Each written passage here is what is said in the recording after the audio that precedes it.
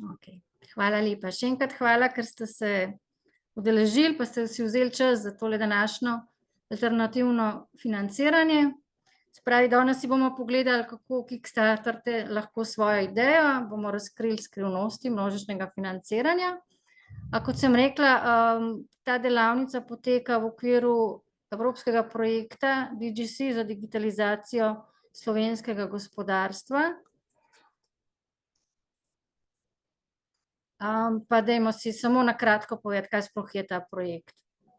V bistvu gre za vstopno točko vse na enem mestu, kjer želimo podjetjem pa tudi organizacijam v javnem sektorju pomagati, da dobite vse informacije, da vam pomagamo s storitvami, da se lahko odzovete na digitalne izzive, seveda pa s tem postanete tudi bolj konkurenčni v primeru bodisi sodelovanja oziroma pojavljanja na trgu, evropskem trgu ali pa tudi širše. Zakaj ta projekt? Zato, ker pač Slovenija ni najboljša v primerjavi z ostalimi EU državami, kar se tiče stopnje digitalizacije, in smo pač se odločili, da bomo z posebnimi programi in storitvami pomagali podjetjem, da bomo boljši na tem področju. Naše delovanje poteka v 4 sklopih, vam jih bom tudi potem v nadaljevanju malo bolj natančno predstavila.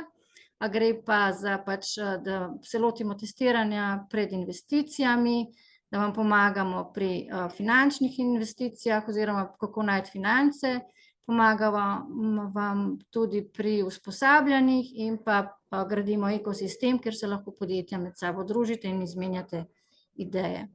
Zdaj, kako smo si mi preko projekta predstavljali pot digitalne preobrazbe oziroma transformacije? Z nami sodeluje več kot 300 slovenskih raziskovalcev, imamo v sklopu konzorcija več kot 30 strokovnjakov, ki pač vsak posebej deluje z podjetji in ostalimi organizacijami. Na voljo je preko 70 storitev, ena od teh je tudi današnja ta finančna klinika oziroma alternativno financiranje.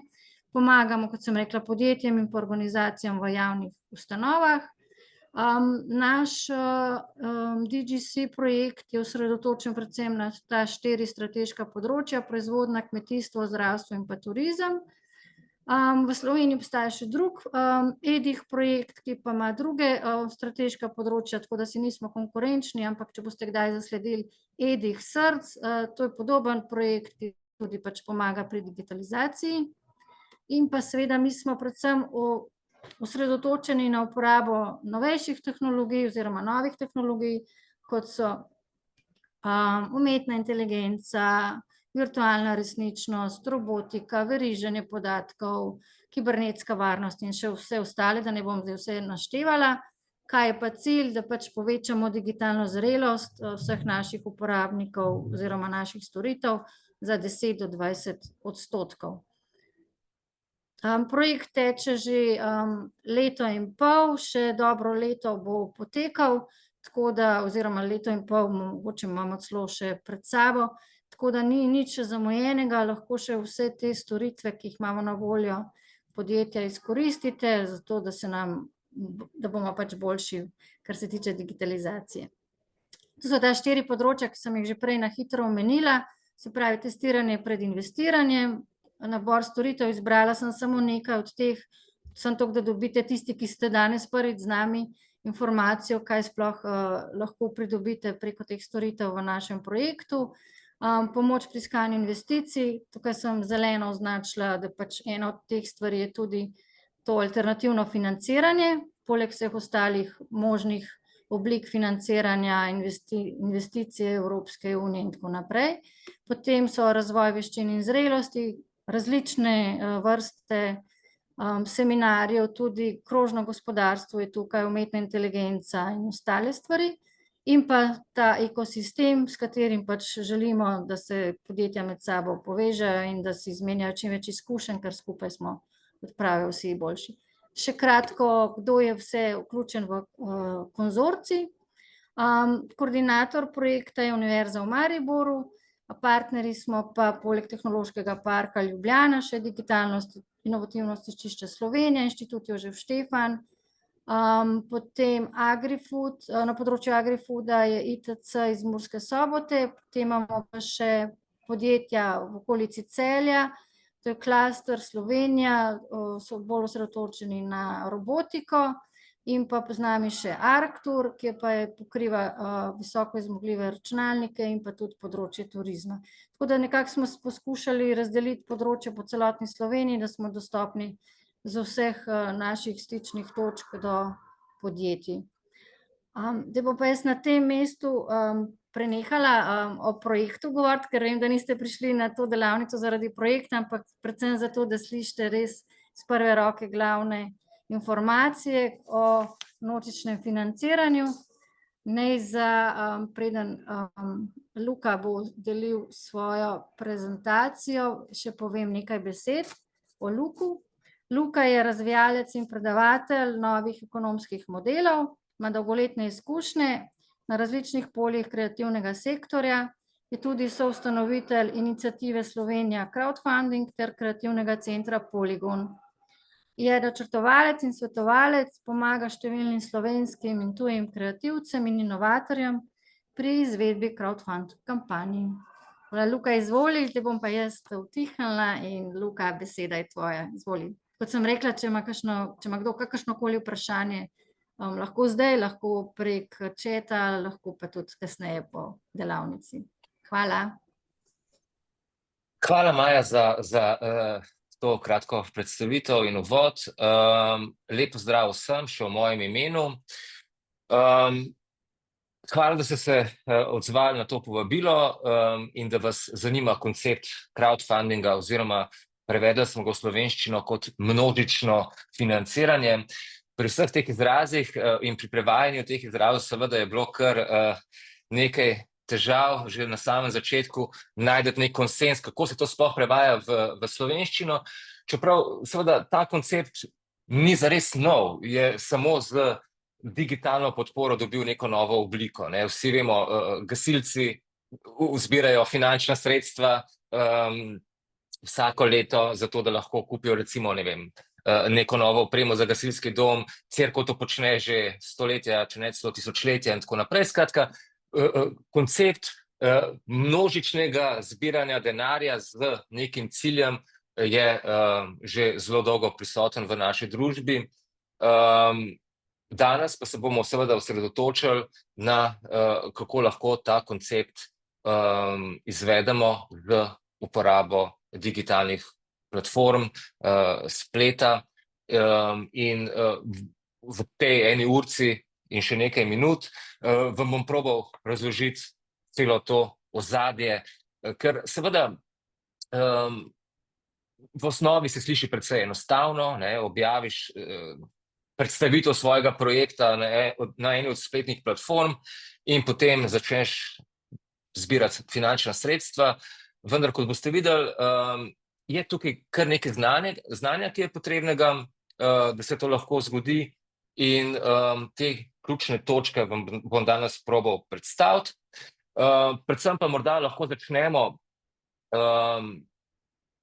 z iniciativo Slovenija Crowdfunding oziroma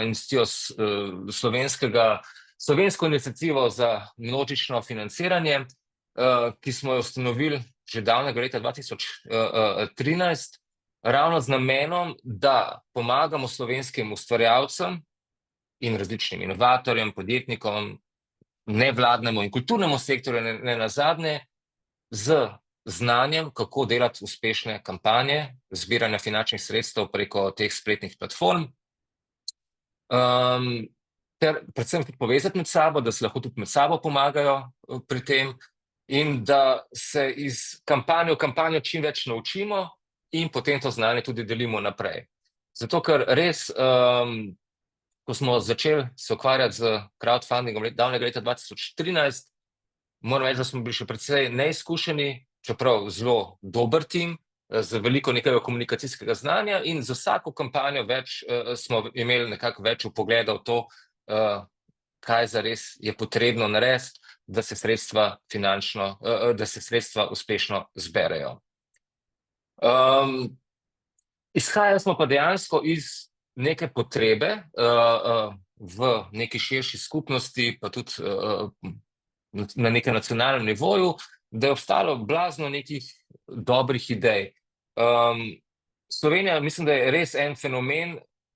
Jaz do takrat, ko smo se začeli s tem ukvarjati, se nisem zavedal, koliko nekih ljudi nekaj razvijajo dejansko v svojih garažah. Res neverjetni strokovnjaki, ki recimo imajo svoje službe in potem popoldne delajo neke čisto svoje projekte, pa do različnih, ne vem, kulturnih iniciativ, ki delajo fantastične projekte od glasbenih, gledaliških in tako naprej.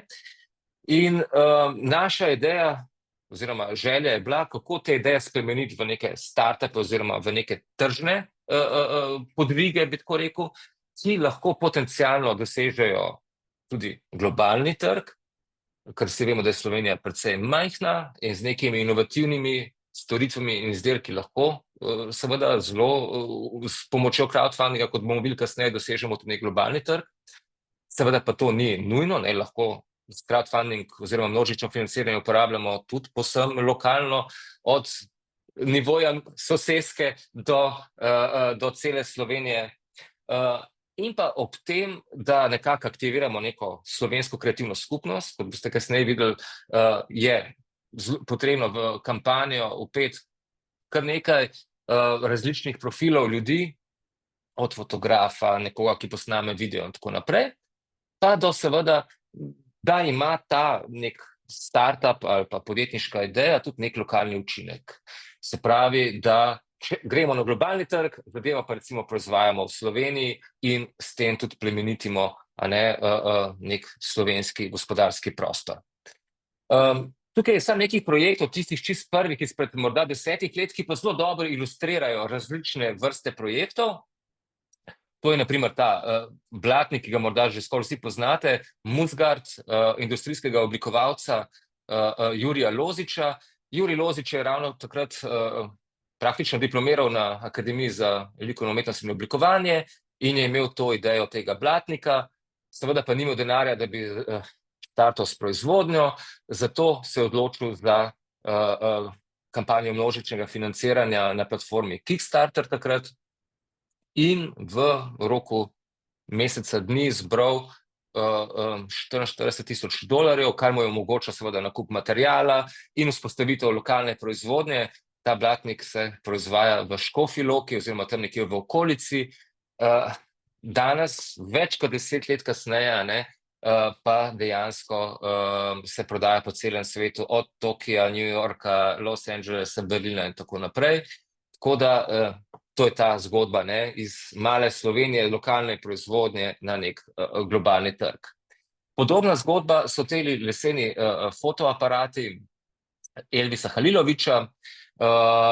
Elvis je prav tako potreboval finančna sredstva za nabavo različnih strojev in za nekako vzpostaviti svojo delavnico, kjer izdeluje te lesene fotoaparate, ki delujejo povsem analogno, na analogni film, po principu kamere obskure, so zelo, bi rekel, enostavni, ampak hkrati zelo lični in ta kampanja je bila izjemno uspešna. Elvis je takrat potreboval cirka $10,000, da bi lahko zagnal to proizvodnjo, zbral jih je precej več in dobil podpornike res iz celega sveta, ki so si seveda želeli tak fotoaparat. In kot boste videli tudi še kasneje, Elvis tudi 10 let kasneje še vedno ima delavnico, zaposluje ljudi in proizvaja te fotoaparate iz slovenskega lesa, ter jih seveda spet razpošilja in prodaja po celem svetu. No, to je bil tudi en zelo lušen projekt, Chipolo, morda ga poznate, tak obesek, ki deluje na principu Bluetooth tehnologije. Se spomnim teh čistih začetkov ekipe Chipolo, 3 mladi fantje iz Zasavja so prišli s to idejo in takrat je bila ta kampanja izjemno uspešna, zbrala je skoraj $300,000 s strani podpornikov z celega sveta, tako da so lahko fantje zagnali proizvodnjo in danes so seveda še vedno prisotni, zaposlujejo kar lepo število ljudi v Zasavju in proizvajajo te obeske ter jih prodajajo po celem svetu, imajo partnerstvo z Applom in tako naprej in tako naprej. Skratka, spet ena lepa zgodba, inovativne ideje, ki s pomočjo množičnega financiranja zaživi in živi vse danes zelo, zelo uspešno. No, to je pa še en lušten projekt, ki sem ga pomagal delati kolegom iz Srbije. Oni so pa povezali zelo, zelo talentirane oblikovalce z rokodelci po različnih srbskih vaseh, od različnih starejših živil in proizvajalk različnih teh tradicionalnih kilimov oziroma čilimov, pa do mizarjev in tako naprej po različnih srbskih vaseh. Skozi to sodelovanje se oblikovalcev in teh rokodelcev so nastali res eni lepi izdelki, ki so se nato prodajali po celem svetu kot res neki izdelki z dodano veliko vrednostjo in hkrati omogočali tem rokodelcem po različnih teh vaseh preživetje in pa seveda hkrati tudi dostop do nekih res globalnih trgov. Zdaj bomo počasi šli čez posamezne ključne elemente snovanja in izvedbe same kampanje množičnega financiranja in vkolikor bo šlo prehitro ali pa vkolikor boste imeli kakšno vprašanje, prosim, ustavite me, prekinite me in z veseljem tudi vmes karkoli pokomentiramo. Ampak seveda prva stvar, o kateri se moramo pogovoriti, je seveda kaj oziroma kakšni so lahko cilji izvedbe ene take kampanje množičnega financiranja. Seveda primarno govorimo vedno o nekih finančnih ciljih. Za kampanjo množičnega financiranja se ponavadi odločimo, kada potrebujemo finančna sredstva, ki nam omogočajo nek projekt realizirati. Pri čemer je seveda pomembno, da postavimo neko realistično kalkulacijo, se pravi, da si zastavimo nek realen finančni cilj, recimo, ne vem, 5.000 evrov, 10.000 evrov in tako naprej. Zakaj je ta realistična kalkulacija tako pomembna? Zato, ker seveda dajemo svojim podpornikom obljubo, da če bomo zbrali toliko in toliko denarja, bomo lahko izvedli to in to. In ne smemo jih spustiti na cedilu in velikokrat so se dogajale te napake, da bi nekdo podcenil recimo, koliko bo nek projekt oziroma razvoj nekega projekta dejansko stal in potem seveda tudi razočaral svoje podpornike, ker ni mogel uresničiti tega, kar je obljubil. Zato je res, še enkrat poudarjam, zelo pomembno, da zelo realistično ocenimo, koliko finančnih sredstev potrebujemo za realizacijo nekega projekta in temu primerno tudi postavimo ta finančni cilj, ki ga skozi celo kampanjo komuniciramo. Se pravi, potrebujemo toliko in toliko finančnih sredstev. Pri tem je tudi zelo pomemben element, seveda tudi neko prototipiranje ali pa neke predhodne izkušnje. Če recimo razvijamo neki izdelek, je ključno, da naredimo prototip. Ravno skozi to fazo prototipiranja se lahko veliko naučimo in predvidimo potencialne težave, stroške, ocenimo, s kom se bomo morali sodelovati in tako naprej. In to nam res vse izjemno pomaga ravno pri tem, da lahko naredimo realistično kalkulacijo, ki je, ponovno ponavljam, ključnega pomena za to, da je ta cilj realen in tudi hkrati omogoča to, kar smo obljubili. Poznamo tukaj še v tej celi crowdfunding terminologiji en zelo pomemben termin, ki se mu reče stretch goal oziroma tako imenovan v slovenskem prevodu raztegnjeni cilj. To je tudi zanimiva strategija, ki jo lahko v sami kampanji uporabimo, in sicer vkolikor dosežemo res veliko število podpornikov in ta podpora preseže nek ta osnovni cilj, ki smo se ga zadali, se pravi, če smo rekli, da rabimo 10.000 evrov, da nekaj realiziramo, zberemo jih pa 20.000, na primer, lahko razglasimo tako imenovani raztegnjeni cilj, ki pravi, če pa zberemo toliko in toliko več denarja, to pomeni, da bomo pa lahko naredili še to in to. In velikokrat recimo se lahko zgodi, da osnovni cilj dosežemo že, ne vem, po nekih 10 dneh, cela kampanja zbiranja pa recimo traja 30 dni in potem denar še kar prihaja in takrat lahko rečemo, ok, zdaj pa, ker bomo dobili več denarja, bomo pa lahko naredili še to in to, recimo zaposlili dodatne time, dodatne ljudi v našem timu, izboljšali izdelek ali pa projekt na tak in tak način. Recimo, če delamo lahko rečemo festival ali pa dogodek, rečemo, ok, če smo zbrali 10.000 evrov, to pomeni, da bomo lahko povabili vse te nastopajoče, ki smo jih že tako ali tako mislili, ampak zdaj pa, ker smo zbrali pa še toliko več, pa to pomeni, da bo lahko festival trajal morda 2 dni ali pa da povabimo še nekega mega gosta, ki si ga sicer recimo ne bi mogli privoščiti. In tukaj se moramo seveda pa tudi vprašati, kakšni so pa še drugi cilji lahko same kampanje množičnega financiranja, se pravi cilji, ki presegajo samo financiranje. Kot boste tudi kasneje še spoznali, crowdfunding je mnogo več lahko, kot samo zbrati finančna sredstva. Omogoča nam seveda tudi, da usklajujemo zbrana finančna sredstva z drugimi vrstami financiranja. To recimo pomeni, da je veliko lažje recimo dobiti bančni kredit, če smo že delno zbrali denar in potem je to tudi seveda dokaz, da je projekt zanimiv in potencialno uspešen, bomo lažje dobili investitorje ali pa neke druge finančne vire, bodisi strani bank, investitorjev in tako naprej.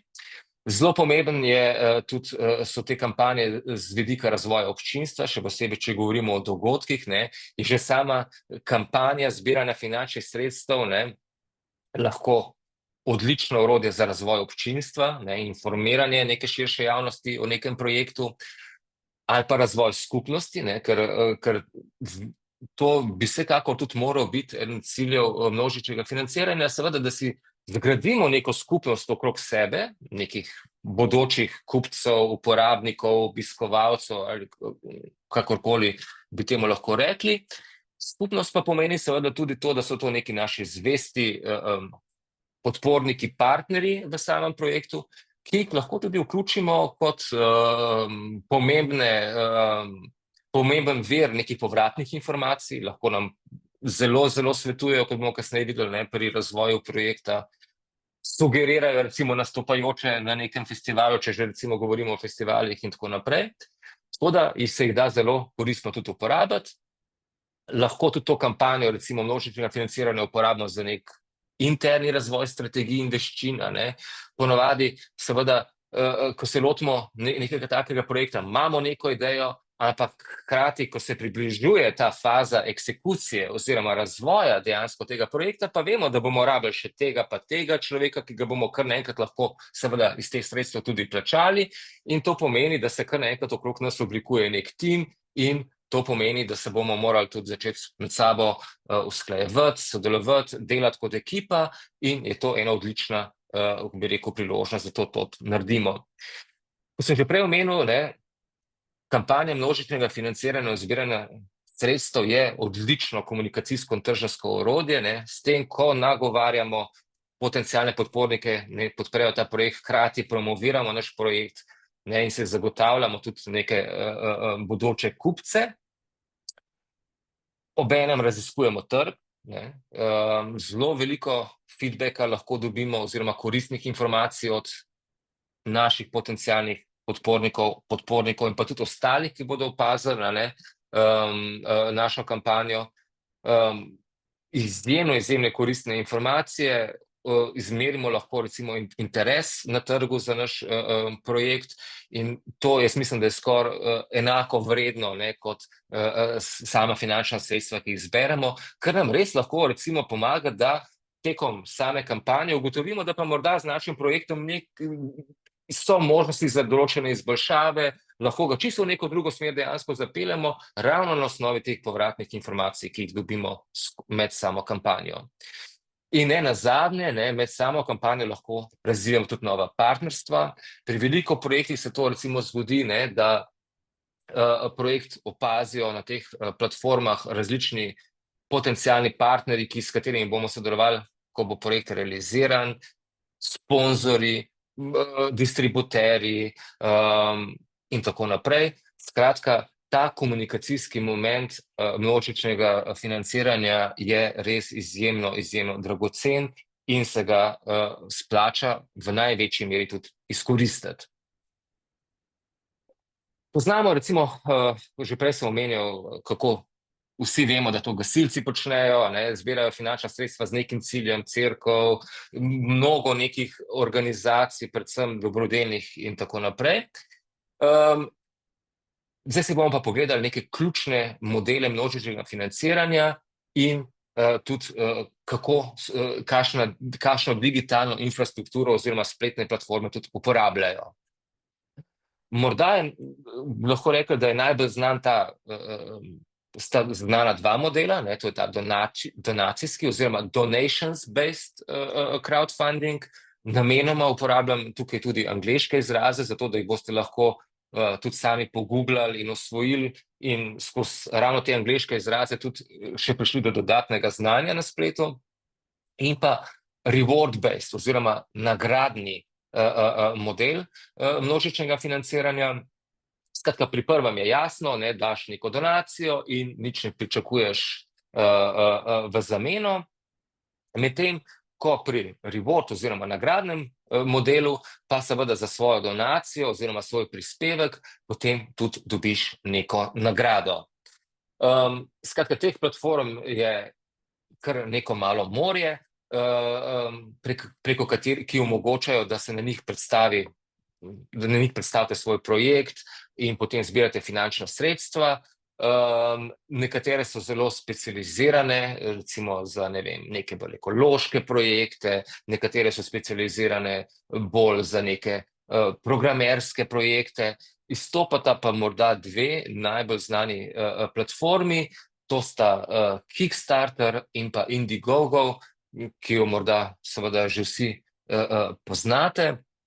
Obe sta ameriški platformi z svetovno prezenco, ki dejansko uporabljajo uporabniki iz celega sveta in omogočata seveda tudi slovenskim podjetnikom, bodočim podjetnikom, ustvarjalcem, nevladnim organizacijam in tako naprej, da na njih predstavijo svoje projekte in zbirajo finančna sredstva. Morda par ključnih razlik med njima. Kickstarter je vedno veljal za neko morda najbolj ugledno in spoštovano ter najbolj obiskano morda celo platformo, ravno morda zaradi tega, ker je kurirana, v tem smislu, da ima odzadaj urednike, ki projekte pregledujejo, izločujejo ven projekte, ki bi bili potencialno sporni. Na začetku je bilo še celo tako, da preden si ti projekt dal gor, so ga rigorozno pregledali, velikokrat zavrnili in rekli, to morate še popraviti, tukaj morate izboljšati. To so bili pač neki začetki, danes je to mogoče malo lažje, ker je tudi sam vnos projekta veliko bolj voden, tako da se malokrat zgodi, da spustiš kakšno zelo pomembno zadevo, sicer samega projekta tudi ne bi mogel objaviti. Tako da Kickstarter ima res na nek način večji ugled, medtem ko Indiegogo je pa vedno bolj odprt, bolj liberalen v tem smislu, ampak tudi ima nek izjemen doseg, bi lahko rekli, tako da sta obe platformi dejansko legitimni. Je pa med njima ena bistvena razlika, in sicer Kickstarter uporablja tako imenovan princip all or nothing, se pravi vse ali nič. Ko si na Kickstarterju postaviš cilj, naprimer $5,000, to pomeni, da če teh $5,000 ne zbereš v določenem časovnem obdobju, ne boš dobil nič finančnih sredstev. Medtem ko Indiegogo pa ima tudi princip take it all, kar pomeni, da tudi če ne dosežeš cilja, lahko dobiš finančna sredstva, ki so se do takrat, do konca kampanje nabrala.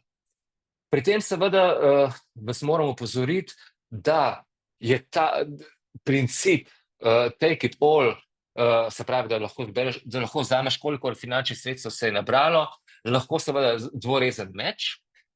Če se recimo ti odločiš razvijati nek produkt, za katerega veš, da potrebuješ $10,000, tega projekta ne boš mogel realizirati z $3,000, se pravi, ti to ne bo kaj dosti pomagalo.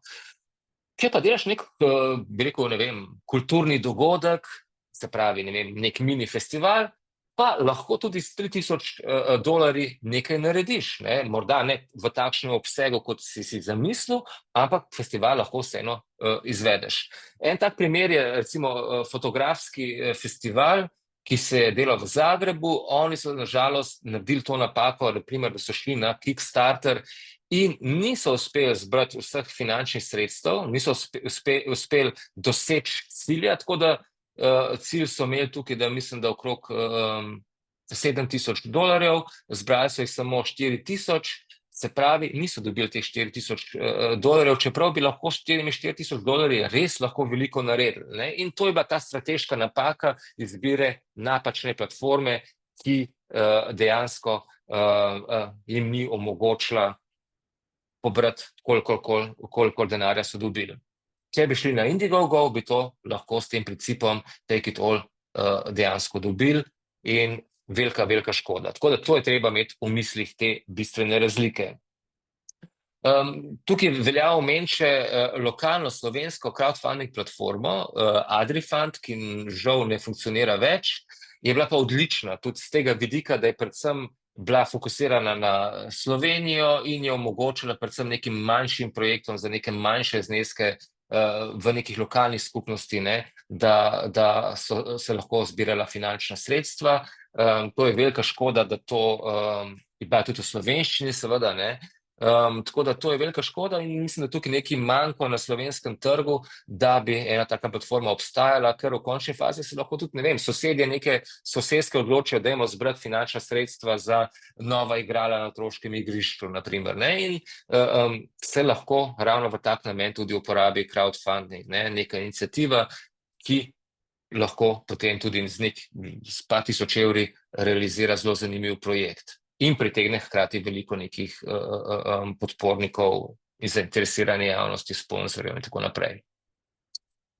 Vse zanimiv model obstaja, to je tako zvan subscription oziroma naročniški model množičnega financiranja. To sta dve platformi, ki sta zelo popularni, bi lahko rekel, ena je Patreon, druga je Drip, pa še kar nekaj jih je. Tukaj se pa lahko, ta model pa funkcionira tako, da kot podpornik postaneš naročnik in vsak mesec doniraš nek določen znesek, recimo $10-15 ali pa evrov in s tem podpreš nekega ustvarjalca. Tukaj gre recimo, to uporabljajo predvsem neki, ne vem, tisti, ki delajo stripe, nekdo, ki objavlja videe in tako naprej. In seveda, kot nek tak ustvarjalec, si lahko zagotoviš neko lepo bazo podpornikov, se pravi ljudi, ki so na primer prej bili naročeni na tiskane revije, tega je sicer že kar nekaj časa, ne, da so se ljudje naročevali na širok spekter nekih tiskanih revij, ampak recimo namesto mesečne naročnine tiskane revije se naročiš na enega takega, podpreš nekega ustvarjalca in tak ustvarjalec lahko potem recimo z 160 naročniki na mesec zbere recimo, ne vem, 800 evrov ali pa kaj takega, kar mu omogoča delo in produciranje novih nekih vsebin, ki pa so tem naročnikom seveda namenjene ekskluzivno, se pravi ti kot podpornik, kot naročnik imaš prvi dostop do nekih takih vsebin, celo do nekih vsebin, ki drugim recimo najširši javnosti niso dostopne, ne.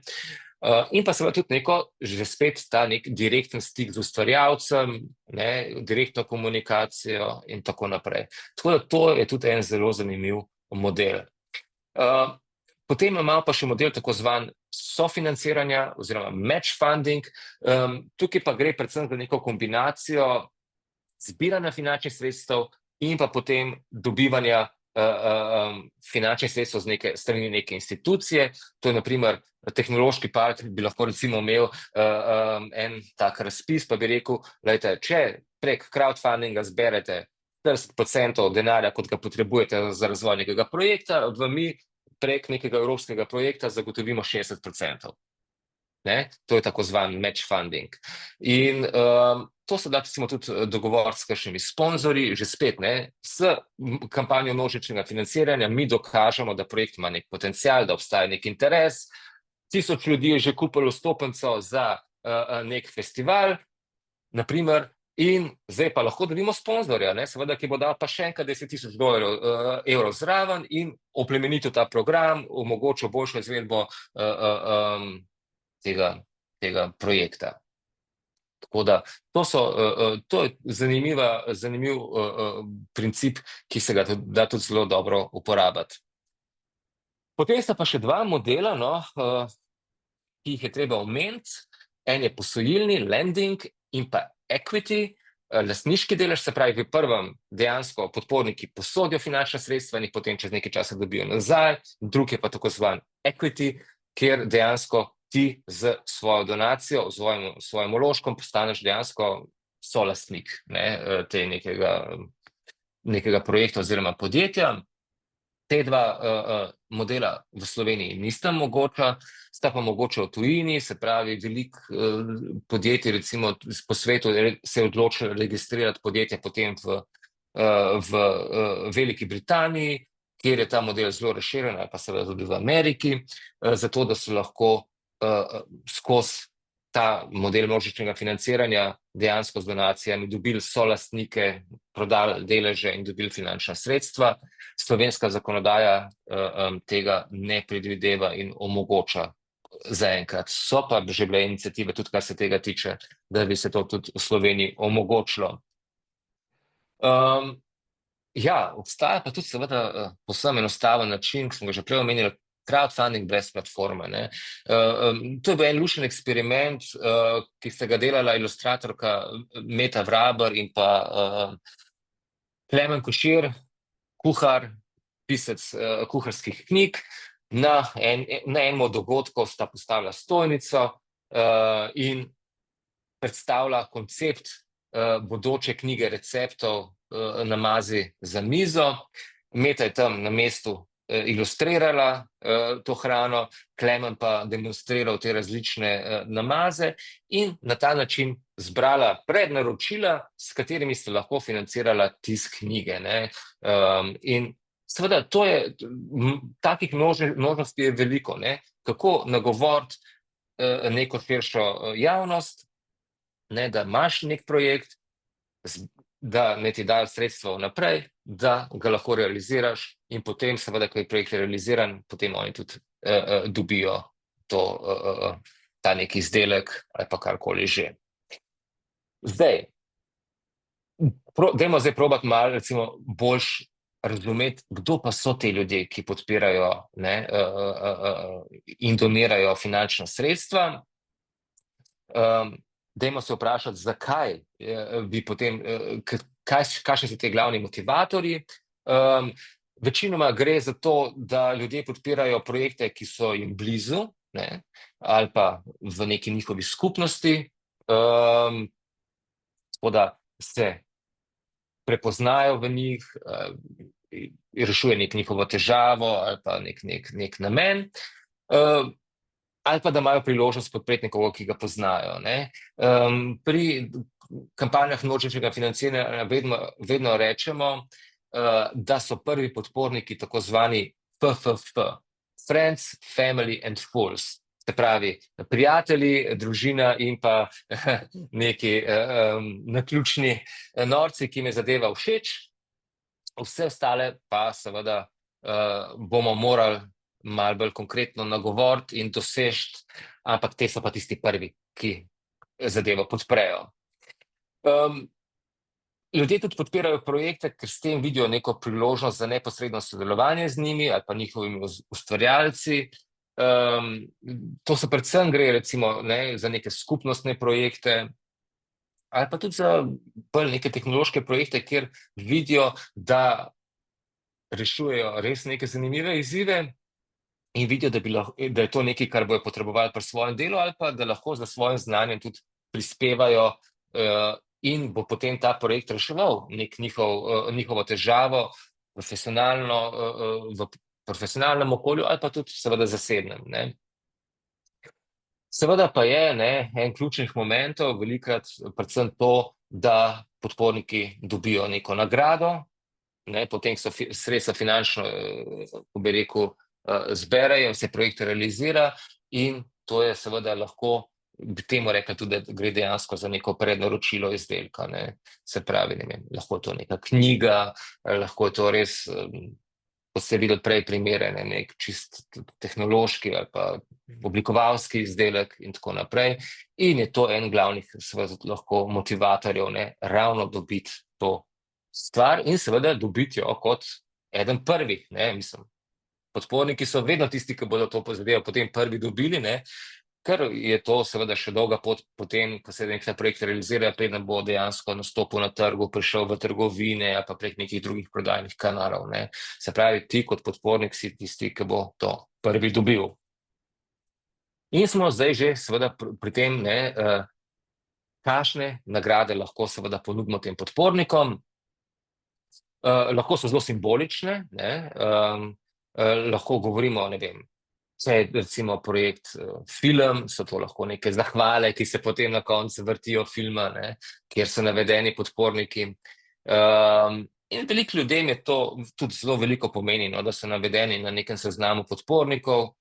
Lahko so to neki reklamni materiali kot neke malčke, razglednice, v končni fazi recimo plakat, lahko je plakat z avtogramom nekega glasbenega izvajalca, ki na ta način zbira finančna sredstva, ne, za svoj nov album ali pa kaj takega.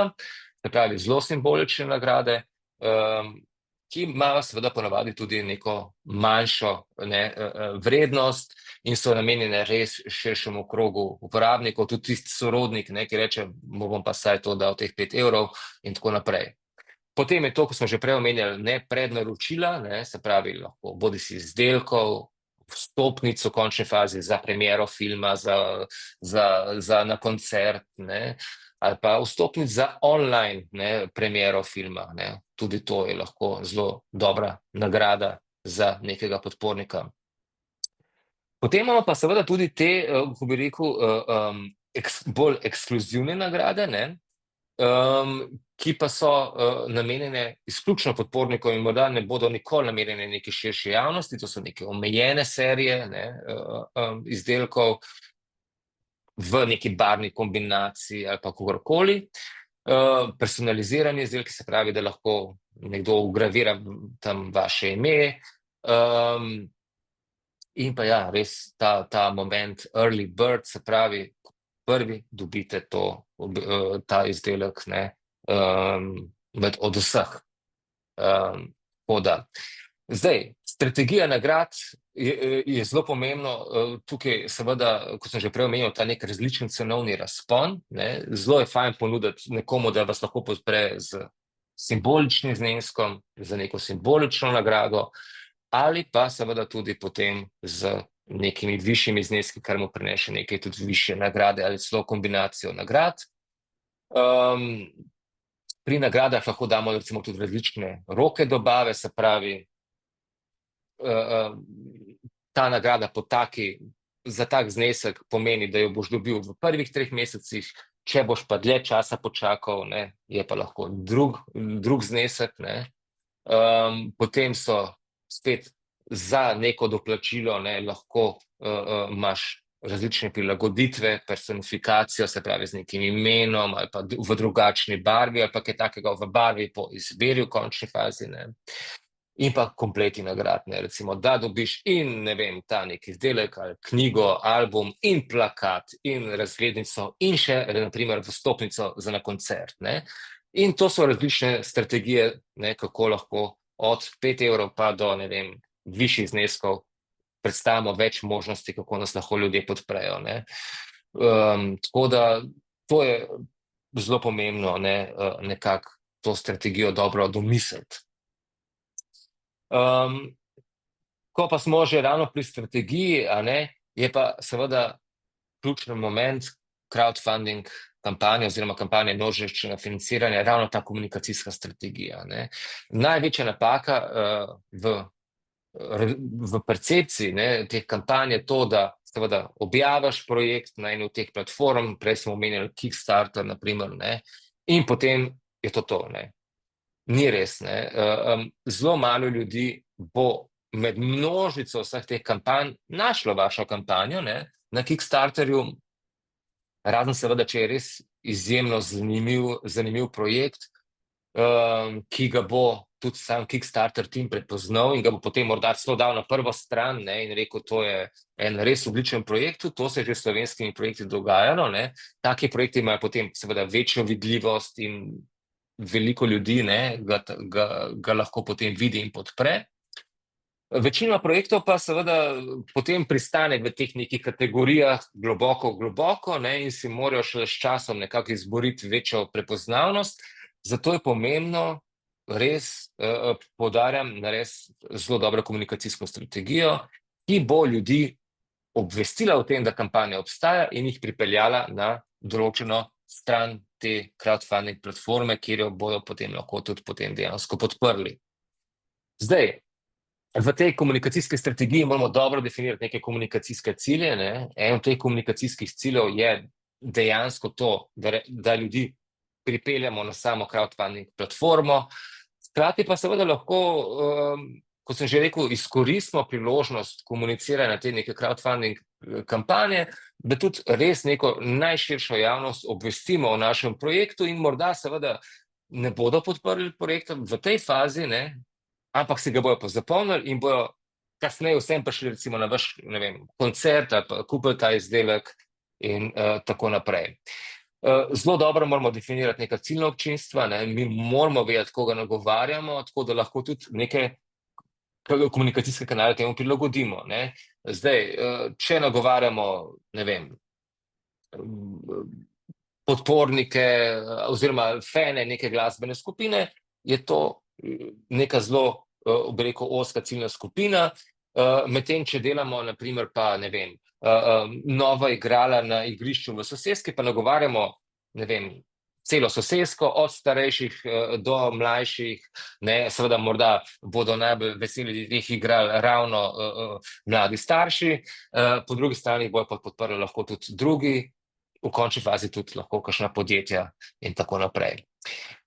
Zelo dobro je definirati ključna sporočila v tem, kako komuniciramo samo kampanjo, da znamo izluščiti bistvo tega. Kot boste kasneje videli, tudi kako samo predstavitev na tej crowdfunding platformi zasnujemo, je pomembno seveda povedati, zakaj smo se odločili za kampanjo množičnega financiranja in kaj bomo seveda s tem tudi obljubili podpornikom. Premisliti zelo dobro o komunikacijskih kanalih in orodjih, kako bomo te seveda naše ciljne javnosti oziroma občinstva dosegli prek medijev, prek družbenih omrežij, morda jih bomo klicali po telefonu, morda jim bomo pošiljali e-maile in tako naprej. To je ena stvar odločitve. In pa predvsem dobro zasnovati to neko časovnico aktivnosti. Kaj počnemo pred štartom same kampanje, kako ozaveščamo potencialne podpornike, da se bo kampanja začela, kaj naredimo tisti moment, ko se kampanja začne, se pravi, danes je dan številka 1, ko zadevo lansiramo na eni od teh crowdfunding platform, od danes naprej lahko kliknete tukaj in pridete na to platformo, da projekt podprete. Kaj počnemo med samim trajanjem kampanje množičnega financiranja, se pravi, da non-stop nekaj delamo in ljudi usmerjamo na crowdfunding platformo. Seveda se pa tudi potem, ker kampanja je že uspešno zaključena, ponavadi kampanja traja 30 dni, lahko tudi dlje, lahko tudi krajše časovno obdobje, ampak 30 dni je nekako skoraj bi rekel standard, ker drugače nam bo to kar veliko časa vzelo, že mesec dni zna biti precej zahtevno obdobje za non-stop nekaj početi, zato da privabljaš podpornike, ampak seveda tudi po zaključku crowdfunding kampanje se ta komunikacija dejansko nadaljuje. Ob zaključku bomo mi kot nekdo, ki je štartal to kampanjo, zbrali finančna sredstva, potem bomo pa rabili čas, da nekaj realiziramo, in tudi v tem času komuniciramo s svojimi podporniki, jih obveščamo, kako napreduje razvoj projekta, jih obveščamo o potencialnih težavah in potencialnih zamikih, kar mi seveda obljubimo, da bomo nekaj dostavili po kampanji, v 60 dneh pa se bo nekaj zgodilo. Lahko da pride do zamika tega, iz nekih nepredvidenih razlogov, skratka, vse skozi to našo skupnost podpornikov obveščamo o napredku. To je izjemno, izjemno pomembno, da se zavedamo tega, da bomo tudi po zaključku kampanje morali z njimi komunicirati. In pa seveda vse skozi nekako spremljamo učinkovitost, gledamo, skozi katere kanale smo najbolj uspešni pri doseganju svojih ciljnih skupin.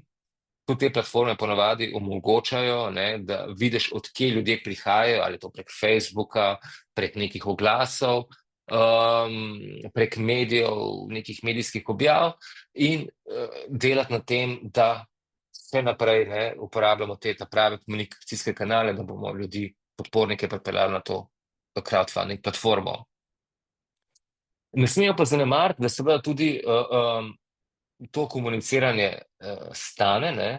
Nekaj seveda je, da sami pošiljamo e-maile, komuniciramo in tako naprej, ampak je treba premisliti, kdo vse bo mogel v tem komunikacijskih aktivnosti sodelovati, koliko bomo mogli tem ljudem plačati. Seveda pa je vse, kot verjetno veste, izjemno otežilo komuniciranje prek družbenih omrežij, kjer praktično, če ne sponzoriraš teh svojih objav, se pravi, dejansko vložiš denarja v neko oglaševanje, je doseg danes izjemno majhen in to je res velika razlika, kot recimo pred 10 leti, ko si nekaj objavil na Facebooku in so to vsi videli, danes pa te platforme dejansko služijo na tem, so družbena omrežja, da moraš nekako vlagati finančna sredstva v to, da sploh kdo vidi tvoje objave. In to zna biti kar lep strošek. In to je ravno ta moment, ki dela množično financiranje precej drugačno, recimo kot pred leti, ker je ta vložek finančni v nek doseg toliko večji. In to je treba dobro premisliti, zato poudarjam, da je komunikacijska strategija en ključno srce neke kampanje, da lahko tudi res realno ocenimo neke stroške, in da seveda tudi ocenimo rizik, da če kampanja ne bo uspešna, bomo lahko v minusu, ker smo vložili veliko finančnih sredstev ravno v ta doseg in promocijo. In temu se moramo izogniti. Oziroma tudi te stroške vkalkulirati v našo kalkulacijo realističnega cilja, da vemo, da nekaj bo izvesti projekt, nekaj pa tudi to, koliko bomo teh finančnih sredstev uporabljali že med samo kampanjo. Zdaj, glavni komunikacijski kanali, kot sem jih že omenil, so seveda družbena omrežja, Facebook, Instagram, Twitter in tako naprej. Elektronska pošta, pošiljamo svojim prijateljem, znancem obvestilo, da se ta kampanja začenja. Mediji, tudi prek medijev, tudi mediji radi pišejo o zanimivih in inovativnih projektih, ki zbirajo finančna sredstva, ampak to morajo biti res neki dobri projekti. Potem seveda ključno so prijatelji in skupnost, ki jih nagovarjamo. Nekaj je, kot sem že prej omenil, tudi sama crowdfunding platforma, ki prispeva z vidika podpornikov. Potem so to različni partnerji. Ne nazadnje pa tudi neke prijateljske crowdfunding kampanje. To je pa zelo pomembno, ker ko ti enkrat izvedeš uspešno crowdfunding kampanjo, imaš nek svoj nabor podpornikov, s katerimi pa imaš zelo, bi rekel, direktno komunikacijo, tudi prek te same platforme jim lahko pošiljaš direktna sporočila in tako naprej. Tako da se velikokrat da dogovoriti z nekimi drugimi kampanjami, ki so bile že uspešne, da delijo informacijo o tvoji kampanji in nagovorijo in omogočijo, da nagovoriš njihove podpornike, ki so že na teh platformah in ki bodo seveda tudi toliko lažje to potem tudi vašo kampanjo podprli. Ampak to so res dogovori, seveda se da tudi to na nekem komercialnem nivoju tudi narediti, se pravi, ne vem, nekdo bo zaračunal za to, da lahko to potem svojim podpornikom prenese. No, zdaj pa še en zelo pomemben moment, je pa seveda, kako zdaj svoj projekt predstaviti na sami crowdfunding platformi. Torej, spet, kaj spodbuja podpornike k podpori projektu? Zelo jasen opis, kako bo denar uporabljen. Moramo argumentirati, zakaj rabimo finančna sredstva in kako jih bomo uporabili, ker na ta način gradimo to neko zaupanje. Potem je zelo pomembno tudi ta neka verodostojnost lastnika projekta in ekipe. V sami predstavitvi bomo predstavili ekipo, ki stoji za projektom, tako da nam bodo ljudje zaupali, da bomo to naredili. Potem so različne oznake kakovosti, se pravi, to sem že prej omenil, recimo, da Kickstarter reče, ta projekt podpiramo, se nam zdi super in dajo neko tako značko gor, staff pick ali pa kaj takega, ali pa da projekt podpre neka institucija, recimo, če projekt izhaja iz nekega inkubatorja, ne vem, iz ustanov, kot so tehnološki park, nek drug inkubator, jim to že daje neko res dodatno legitimnost, ker za njimi seveda stojijo tudi neke institucije, skozi katerih programe so te projekti šli. Potem različne medijske objave, se veste, to je ta percepcija, če je o tem pisal ta in ta medij, to potem tudi nekaj pomeni, da ta projekt nekaj ima neko težo. Potem recimo tudi to, da projekt podprejo različni vplivneži, ljudje, ki jih drugi ljudje poznajo, ali pa tudi to, da dobiš veliko število podpornikov, to je tudi dejansko potem spodbuja ostale podpornike, da projekt podprejo. Se pravi, več, ko je podpornikov, več jih boste še lahko generirali. Zato je seveda tudi ključno v tej začetni fazi kampanje res aktivirati svoje prijatelje, sorodnike in tako naprej, da projekt podprejo, da se začne ta kepa dejansko valiti. To sem pa že omenil, da so projekti podprti tudi s strani javnih institucij, kar jim daje neko dodatno težo. Zdaj, sam potek predstavitve mora potekati res po tej logiki, da podpornike oziroma potencialne podpornike najprej informiramo o našem projektu, zgradimo zaupanje, da bomo sposobni ta projekt realizirati, da smo kompetentni in da to počnemo seveda tudi z neko mero neke strasti oziroma nekega osebnega veliko interesa, ter potem šele na osnovi tega lahko računamo na neko vključenost podpornikov, se pravi informiranje, grajenje zaupanja in potem ta aktivacija ljudi, da podprejo projekt.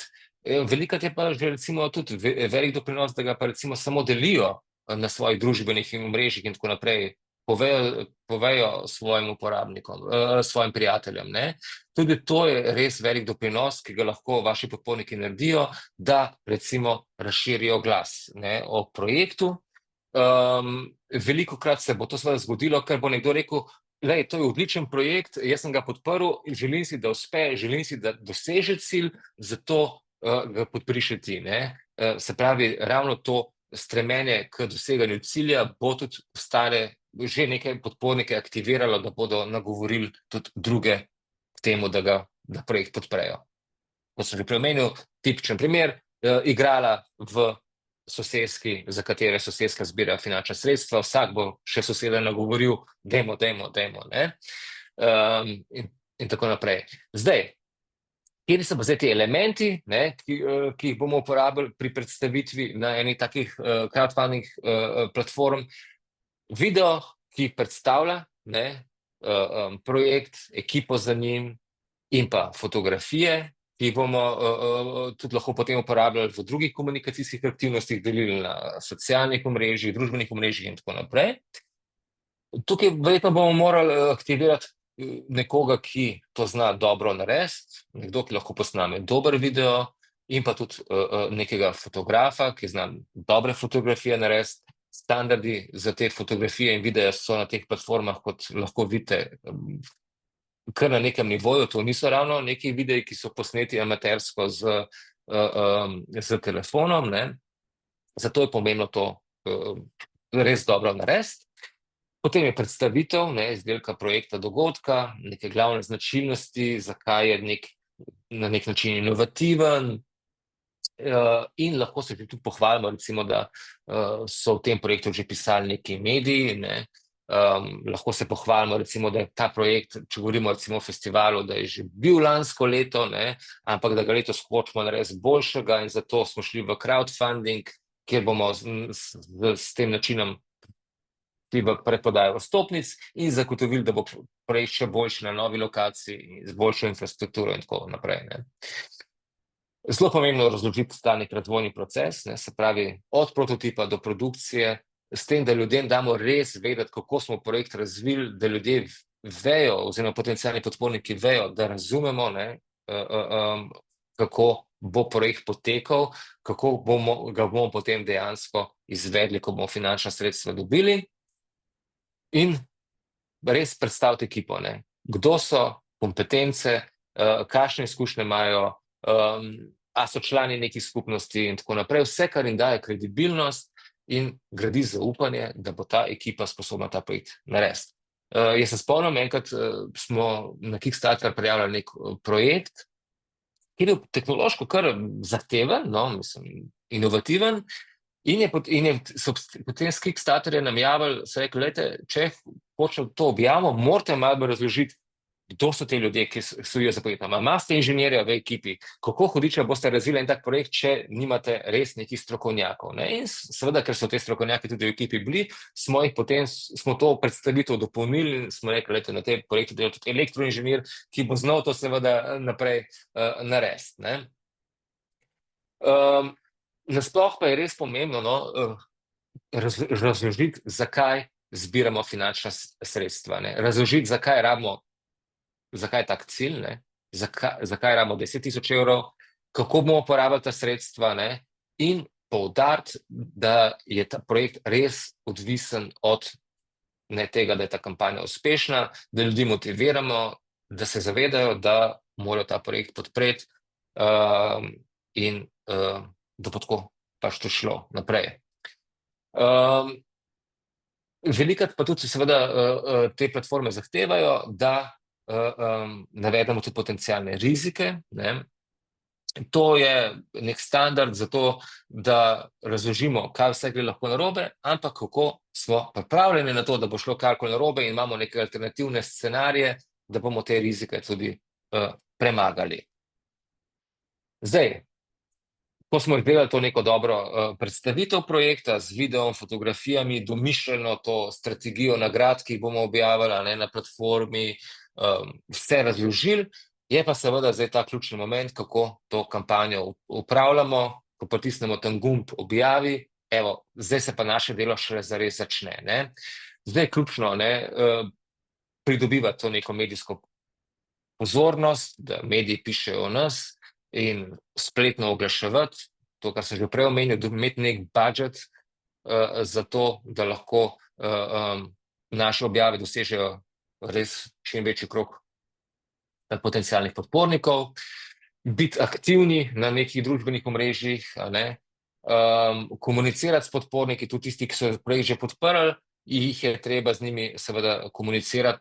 Recimo se lahko zgodi, da bo med samim projektom nekdo napisal kaj slabega o našem projektu in seveda podporniki se lahko tudi umaknejo med samo kampanjo, zato moramo biti pozorni na to, da če se pojavi kakšen dvom, a ne, da bo nekdo napisal, to se pa ne da narediti, to pa ne verjamem, ne, da mi promptno odgovorimo in rečemo, seveda se da, imamo ekipo, delamo na tem, bomo to naredili in tako naprej in spet povrnemo to zaupanje v sam projekt. Spravi, med kampanjo potem zbiramo te različne medijske objave in se s tem tudi hvalimo, ne, na družbenih omrežjih, da, ne vem, je bil objavljen članek v tej pa tej reviji, na tem pa tem medijskem portalu, ne, to nam daje spet dodatno kredibilnost, gradimo nek seznam stikov, ne, tudi potencialno se nam bojo ljudje javljali, se pravi, ki ne bodo projekta podprli, ampak si lahko shranimo njihov email in jih kasneje obvestimo, ne, tudi če nas niso podprli, nas bo pa morda ta izdelek kasneje kupili, ne, ko bo recimo že izdelan. Med samo kampanjo lahko tudi posodabljamo to predstavitev na sami crowdfunding platformi. Ko sem že prej omenjal, te razširjene cilje lahko dodajamo, se pravi, dosegli smo cilj 10.000 evrov, 20.000 evrov ali pa kakorkoli že, in zdaj rečemo, če pa izberemo še 20.000, bomo pa še to pa to naredili, lahko dodajamo neke nove nagrade, ne. Lahko odgovarjamo na neka pogosta vprašanja, recimo napišemo noter, ker vidimo, da nas ljudje sprašujejo, kako pa bo s tem, kako bo z unim, in to potem vključimo v samo predstavitev, ne. To je bilo zanimivo pri tem projektu Chipolo. Skozi te komentarje na sami platformi je prišlo izjemno nekega zanimivega feedbacka sa strani podpornikov in bodočih uporabnikov, in Chipolo je tako med samo kampanjo, ne, dejansko predstavil 4 nove funkcionalnosti tega obeska za iskanje stvari, ki jih bojo potem kasneje tudi implementirali. Ravno na osnovi feedbacka, ki se ga je dobil skozi od strani podpornikov, da si želijo pa morda še to, pa še to, ne. In to so tudi lahko recimo razlogi za te razširjene cilje, se pravi, če pa zberemo dodatna sredstva, bomo pa še to, pa to funkcionalnost na izdelku naredili, povabili dodatne izvajalce na nek festival, naredili koncert na neki drugi lokaciji in tako naprej, ne. Skratka, ta feedback je res zlata vreden. Še enkrat, da poudarimo ekipo, ne. Za eno tako kampanjo narediti bomo rabili kar nekaj različnih profilov, seveda odvisno od projekta do projekta, vsekakor pa je pomembno imeti dobrega fotografa, dobrega nekoga, ki posname video, tudi, ne vem, z dobrim zvokom ga opremi in tako naprej.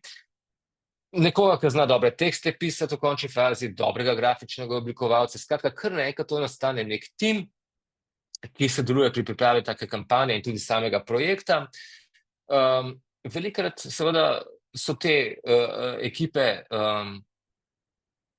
zelo na začetku, ne, so to ljudje, ki se šele zberejo, ne, morda nek osnovni inovator ali pa nekdo je, ki pride z idejo, potem pa se ljudje kar nanizajo, in ravno crowdfunding kampanja je tisti prvi njihov stik, ko začnejo skupaj delati.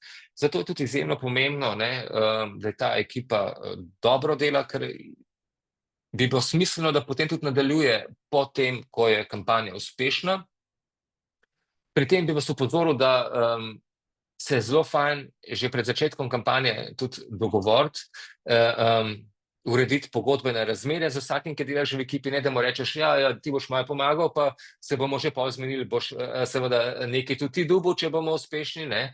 To je treba, zelo pomembno je to dati v neke pogodbene okvirje, predvsem, kadar govorimo o neki intelektualni lastnini in tako naprej. Na primer, nekdo vam naredi poceni logotip, pa z njim ne podpišemo pogodbe, potem pa kar naenkrat ta projekt rata izjemna uspešnica in ta nekdo reče, ja, ne vem, nimava pogodbe, teh 100 evrov je premalo, zdaj pa to denarja dobil, bi pa lahko tudi jaz dobil večji delež, ne, finančnih sredstev, ne.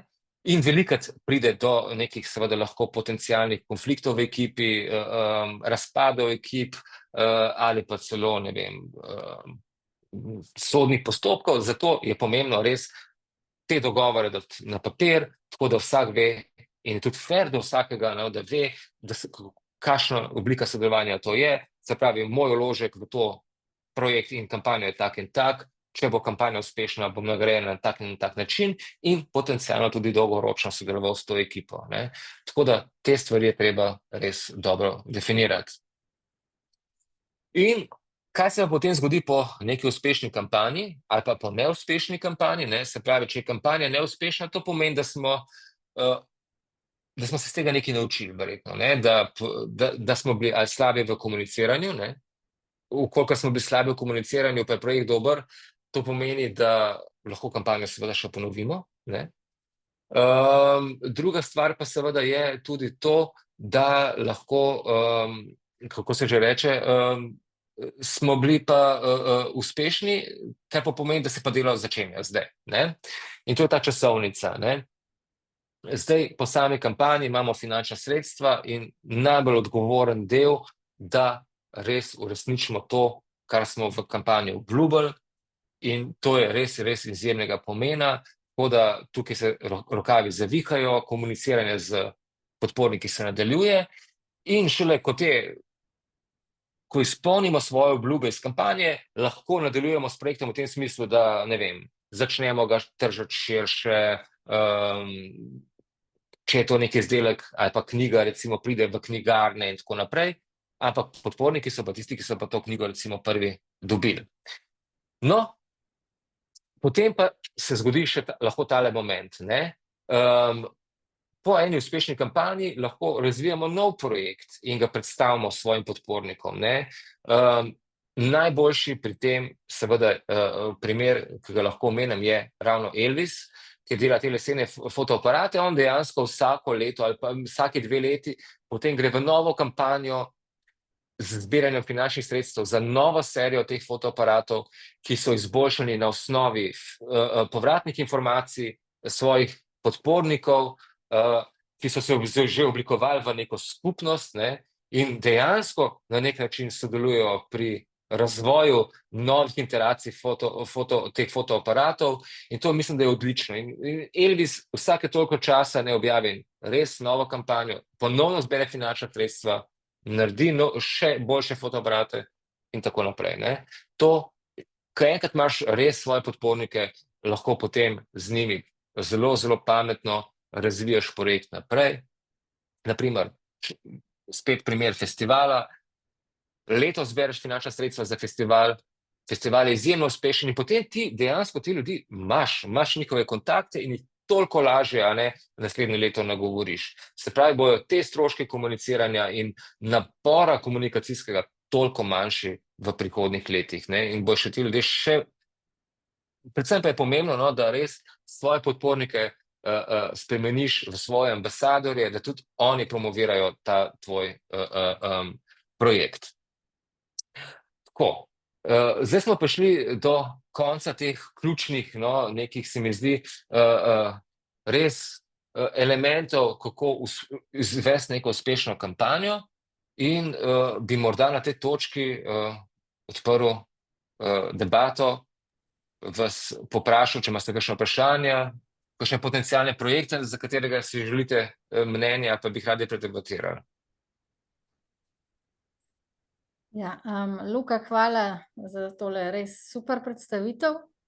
Moram reči, da jaz sem že poslušala nekaj teh predavanj, ampak vedno znova se kaj novega naučim, tako da lahko vedno na novo poslušam. Norma, mislim, da bom imela kakšno vprašanje. Zdaj pa, če se strinjate, bi jaz na tem mestu nehala snemati, ker ni več potrebe, da bo tudi potem bolj sproščeno vzdušje pri vprašanjih po odgovorih. Tako da bom nehala snemati, potem pa mislim, da ima Norma kakšno vprašanje.